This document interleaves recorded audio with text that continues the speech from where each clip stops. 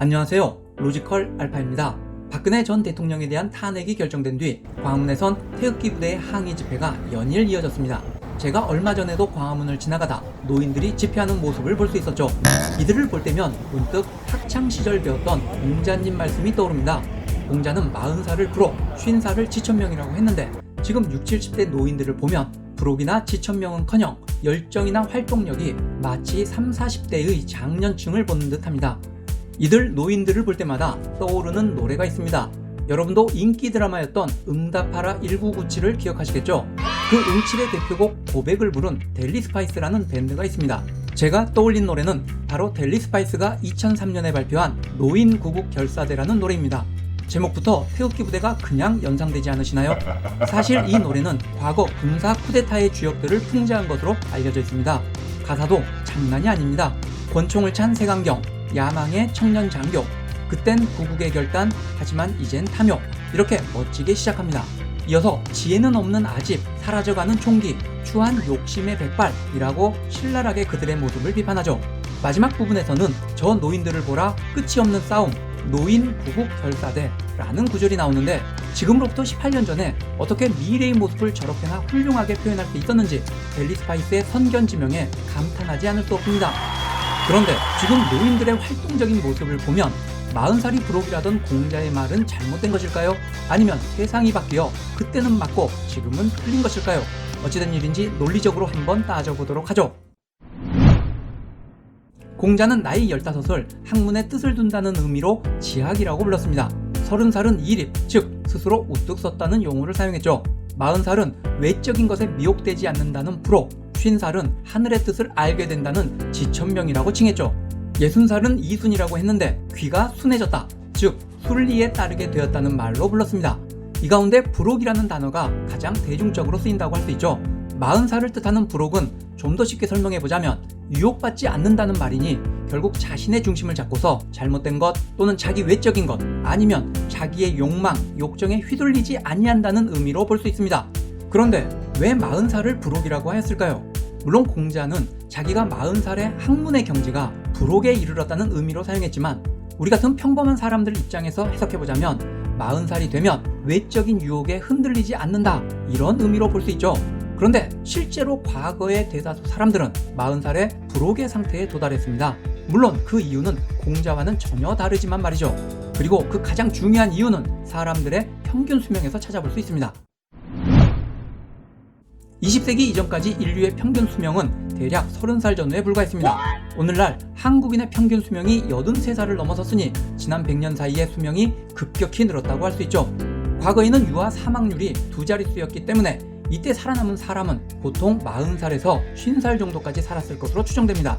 실제 조선시대에는 영양 상태가 가장 뛰어난 왕들의 평균 수명조차 46살에 불과했죠. 이처럼 과거에는 평균 수명이 낮다 보니 거기에 맞게끔 사회적 질서나 문화가 형성되었습니다. 우리가 익히 아는 춘향전에 성춘향과 이몽룡이 연애를 한 게 흔히 말하는 이팔청춘, 즉 16살이었죠. 조선시대에는 대개 20살 전후에 결혼하고 출산했기에 40살이 되면 손자가 태어나 할아버지, 할머니가 되었죠. 요즘 같으면 40살은 초등학생 학부모 정도 될 텐데 말이죠. 그리고 대부분 한 10년 안팎으로 더 살다가 저 세상으로 가다 보니 60살까지 사는 사람에 대해선 환갑잔치까지 벌여 기념했던 것이죠. 우리나라 사람들의 평균 수명은 1940년대에 40살을 넘기고 본격적으로 오르기 시작해 최근 83살까지 높아졌죠. 그러니까 1920년부터 최근까지 100년 동안 평균 수명이 대략 50세가 높아진 것입니다. 이처럼 현대사회에 들어와 수명이 늘어난 이유는 무엇보다 경제적으로 성장하면서 풍요로워졌기 때문입니다. 경제발전은 고단백 식품 등 풍부한 음식으로 사람들의 영양 상태를 향상시켰고 도시와 가정, 개인의 위생 상태를 급격히 개선할 수 있게 만들어졌죠. 또한 의약품, 의료기술의 발달, 건강에 대한 관심 증가로 현대인들은 더 오래 그리고 더 건강하게 살 수 있게 되었습니다. 그렇다면 이제 다시 40살이 부록인 이유로 돌아와 보죠. 과거에는 왜 40살이 부록이었을까요? 한마디로 힘이 없어서이죠. 과거 전통사에서 40살은 노인이었습니다. 앞으로 살 날이 10년도 채 안 남은 죽을 날을 앞둔 힘없는 노인이었다고 할 수 있죠. 당시에는 삶이 풍족하지도 못했고 따라서 영양 상태도 그리 좋지 못했습니다. 따라서 노인들은 힘도 없는데 무슨 욕정에 휘말릴 일이 있을 리 없겠죠. 물론 일부 부유한 양반이나 건장한 무신들은 예외일 수 있지만 대다수 평민들은 사실 40살이면 이미 죽을 날 기다리는 상황이 되어버린 거죠. 그러니 40살에도 어떤 외부의 유혹에도 흔들리지 않는 불혹의 상태가 되는 것이며 50살이 되면 하늘의 뜻을 알고 기다리는 지천명의 상태가 된 것이라 할 수 있습니다. 이러한 노인들의 상황과 특성에 대해 철학자 아리스토텔레스는 그의 저서 수사학에서 노인을 삶에만 집착하는 겁쟁이라고 표현하기도 했습니다.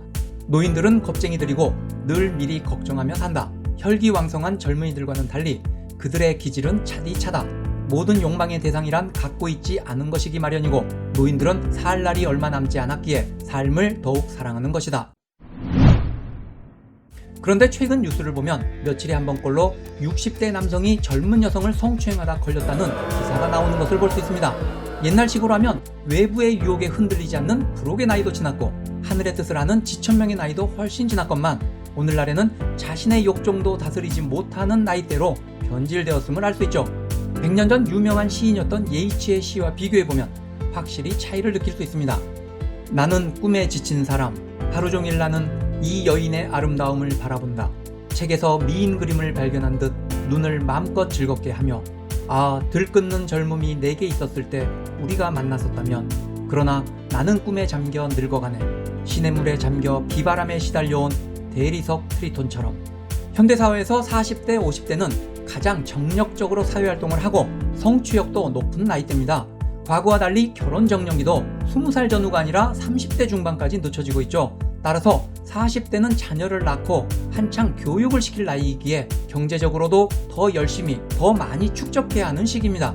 즉 과거와 달리 불혹이 아니라 욕망이 많은 나이대라고 할 수 있죠.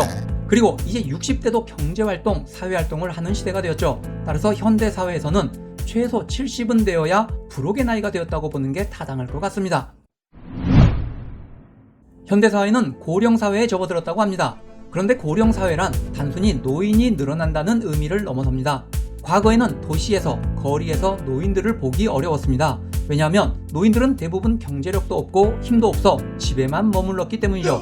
그러나 오늘날에는 버스와 지하철, 대중교통만 타봐도 북한산과 도봉산 등 도심지 등산로만 가봐도 서울 도심지인 광화문과 종로 일대만 나가봐도 젊은이 못지않게 노인들을 쉽게 마주칠 수 있습니다. 즉 오늘날 고령사회가 된다는 것은 가정에서만이 아니라 사회생활 자체에서 젊은 층과 노인들이 함께 공존하며 살아가야 하는 그러한 시대가 되고 있다는 의미로 이해해야 합니다.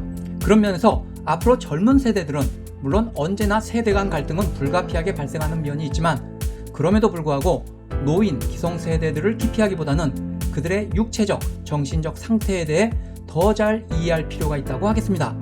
마지막으로 노인들의 사고방식과 관련하여 구약성경 전도서에 나오는 한 구절을 통해 노인들 생각의 한 단면을 알 수 있습니다. 모두가 한 번쯤 생각해 볼 필요가 있는 것 같아 소개합니다. 세상에서 내가 수고를 마다하지 않고 지혜를 다해서 이루어 놓은 모든 것을 내 뒤에 올 사람에게 물려주어서 맡겨야 하다니 이 수고도 헛되다. 세상에서 애쓴 모든 수고를 생각해 보니 내 마음에는 실망뿐이다. 이상 로지컬 알파였습니다.